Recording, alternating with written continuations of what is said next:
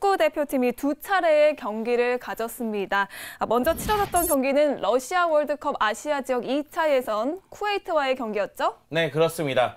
러시아 월드컵 아시아 지역 2차 예선 지조 4차전이었는데요. 네. 쿠웨이트 원정으로 치러졌죠. 그렇기 때문에 상당히 어려운 경기가 될 것이라는 예상이 지배적이었는데요. 그럼에도 불구하고 구자철 선수가 결승골을 넣으면서 1대0으로 승리를 거뒀습니다. 사실 이 경기는 손흥민과 이청용이 부상으로 차출되지 않음에 따라서 공격 라인에 문제가 있지 않을까 이런 좀 불안한 모습이 있었거든요. 하지만 구자철 선수가 에이스다운 모습을 또 보여주면서 결국 결승골을 넣었고요. 그리고 이 경기에서 우리가 승리를 거둠으로 인해서 쿠웨이트보다 한 걸음 나아가면서 지조 1위로서 계속해서 승승장구하는 모습을 보여줬습니다. 네, 이 경기의 스코어 자체는 1대0이었지만 그 이상의 결과를 보여줬던 경기였습니다. 정말 우리 선수들 잘 싸워줬죠? 네, 근데 좀 공격 라인에서 좀 아쉬운 점이 있어요. 네. 왜냐하면 두 번째, 세 번째 골을 넣을 수 있는 찬스가 분명히 있었거든요. 하지만 좀 결정력이 좀 결정력 부족함이 좀 드러나면서 추가골을 넣는 데는 실패했습니다만은 그래도 무실점했다는 거. 이 쿠웨이트가 최근에 우리 팀에게 상대 전적에서 좀 많이 뒤져 있는 팀이라고 하더라도 어쨌든 자신들의 홈에서는 꽤 단단한 모습, 강한 모습을 보여주고 있는데 그런 팀을 상대로 무실점하면서 승리했다는 부분은 굉장히 칭찬해 줄 그런 부분이고요. 네. 앞서 이제 손용주 위원이 말씀해 주셨지만 우리의 에이스인 이청용, 손흥민 선수가 나오지 못하는 상황이었는데도 불구하고 승리했다는 점이 높은 점수를 줄 수 있겠습니다.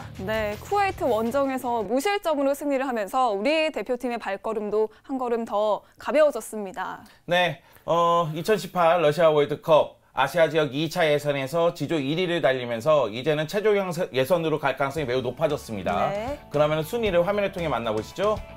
자, 한국이 사전 전승을 거두면서 승점 12점입니다. 쿠웨이트가 한국에게 패배한 다음에 레바논과 또 대결을 펼쳤는데 한국 패배의 후유증 때문에 레바논전에서 0대0 무승부를 거두면서 3승 1무 2패로 2위를 기록하고 있고요. 그 다음에 이제 레바논, 미얀마, 라오스 등이 3, 4, 5위에 위치하고 있습니다.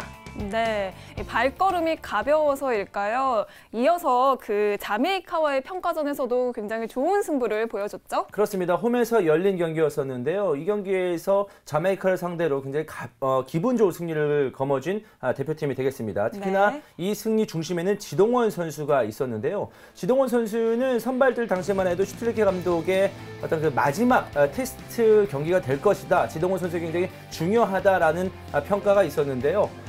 슈틸리케 감독 부름에 응했습니다. 그 기대에 걸맞는 활약을 해줬었고 세트피스 상황에서 헤딩슛을 득점을 하면서 전체적으로 공격 라인에 활력을 줬고요. 지동원 선수는 하나의 골뿐만 아니라 2개의 도움을 기록하면서 공격 라인에서 맹활약을 펼쳤습니다. 네. 지동원 선수가 맹활약 펼치면서 먼저 선제골을 넣으면서 공격의 물꼬를 트였다면은 역시 A매치 데뷔전이 아니죠. 데뷔골을 넣은 황의조 선수도 있습니다. 그 정도로 황의조 선수도 자신의 역할을 톡톡히 했어요. 그러면서 그동안은 이정엽으로 대표된 최전방 스트라이커 자일에 석현준, 황의조, 지동원 등 다양한 선수들이 대두되고 있거든요. 굉장히 활용할 수 있는 선수가 많아졌다는 점은 대표팀에게는 플러스 요소고요. 그리고 쿠웨이트전과 다른 한 2명 정도를 제외하면 다른 선수들로 선발 명단을 구성했음에도 불구하고 경기를 압도하는 모습이 나오면서 슈틸리케호가 정말로 강하다는 사실을 자메이카전에서 다시 한번 입증을 했습니다.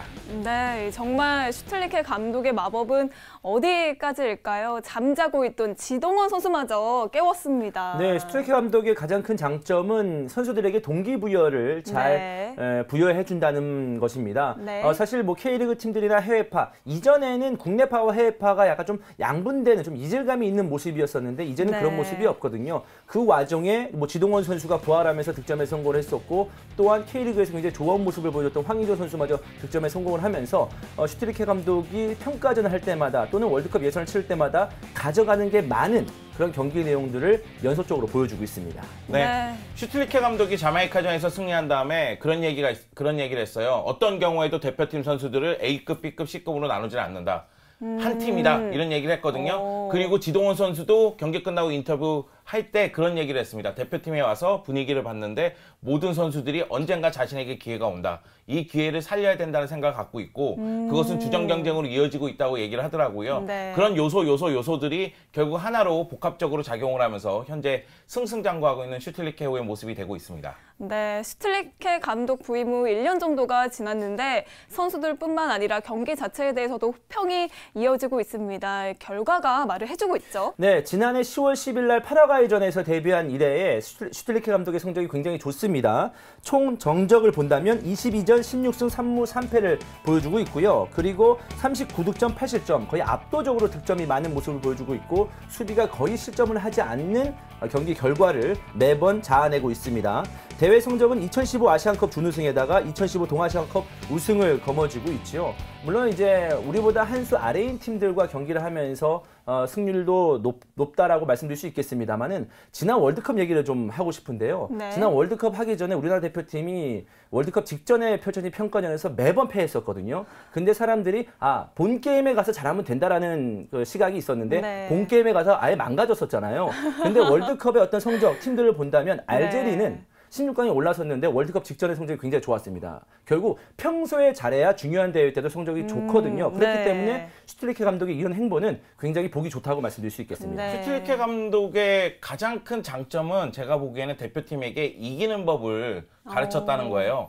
끈끈한 경기력을 바탕으로 해서 패배를 잘 하지 않는 팀으로 변모를 시켰거든요. 여기에 이겨야 되는 경기는 반드시 이기는 모습이 나오고 있는데 물론 많은 전문가들은 그런 얘기를 합니다. 주로 아시아 팀을 상대로 대결을 펼쳤기 때문에 이렇게 성적이 좋은 것 아니냐. 맞습니다. 그렇기 때문에 이제부터는 강팀을 상대해야 된다는 얘기를 슈틸리케 감독이 직접 얘기를 했고요. 네. 아마도 이 강팀을 상대로 한두 차례 패배를 겪으면서 위기를 좀 맞이하게 된다면 위기를 어떻게 벗어나야 되느냐, 위기에 대한 대처 능력을 어떻게 가져야 되느냐 이런 부분도 이제 앞으로 향상이 될 것으로 보이거든요. 네. 이런 문제들은 하나하나씩 또다시 해결해야 되는 슈틸리케 감독입니다.